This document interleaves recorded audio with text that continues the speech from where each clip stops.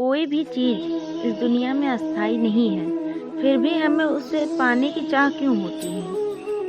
मोह माया क्यों हो जाती है उस चीज़ से? और अगर हो भी जाए तो इससे बाहर कैसे निकला जा सकता है? आइए अब हम जानते हैं कि मोह माया क्या है। मान लो कि कोई कहे कि मुझे दुनिया की कोई चीज़ समझ में नहीं आ रही है, या फिर मेरे साथ जो घटनाएं घट रही हैं मुझे समझ में नहीं आ रहा है। ये लोग मुझे बेवकूफ़ बना जाते हैं, मैं समझ नहीं पाता। तो आप सोचो कि आप बेवकूफ़ कहाँ बने बैठे हो? अपने भीतर ना। इसीलिए लोग बार बार तुम्हें बेवकूफ़ बना जाते हैं। वैसे ही मोह पहले आता है, फिर ममता। तो इसे क्या बोलोगे? मोह माया। देखो, मोह का मतलब सम्मोहित हो जाना होता है। किसी चीज़ का जादू चल गया, ये मोह है।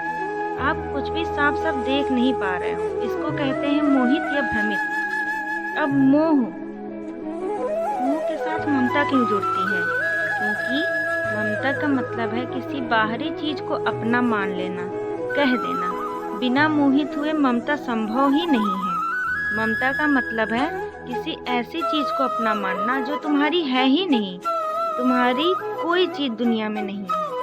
ममता का मतलब है पराई चीज को सचमुच ऐसा कहना कि मेरी है, और फिर उसकी देखभाल करना।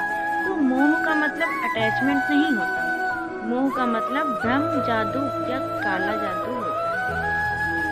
अब हम जानते हैं कि मोह माया से निकला कैसे जाता है, या फिर बचा कैसे जाता है।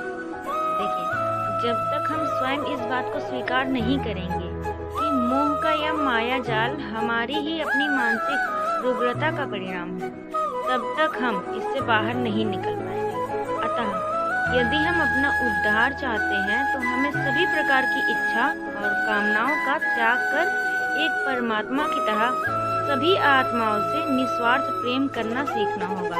अन्यथा हम मोह रूपी दलदल से कभी भी बाहर नहीं निकल पाएंगे। राधे राधे।